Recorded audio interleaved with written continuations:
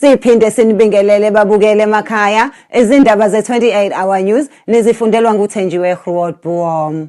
Kanti ezihamba phambili kuleli hora abefundisi bakuleli sebeveze ukukhathazeka ngokuncipha kwemali esikhwameni sesonto njengoba nje imithetho ye-lockdown iphoqa ukuthi banciphe abazalwane abeza enkonzweni. Kanti abe-28 Hour News bakhulume nomunye ongumfundisi walamasonto akhala ngokuncishelwa yimali.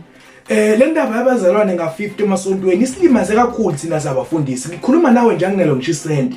Uhulumeni ukhombe ungasihloniphi sabafundisi. Ucabanga ukuthi kumnandi ukuthi ungashumayela usuku lonke umemeza ujuluke uzunuka amakhwapha egcineni ukuthi uyabhala imali yomnikelo ushintshe into ongakwenze lutho. Imnikelo abantu abawu-50 akuyona imali leyo.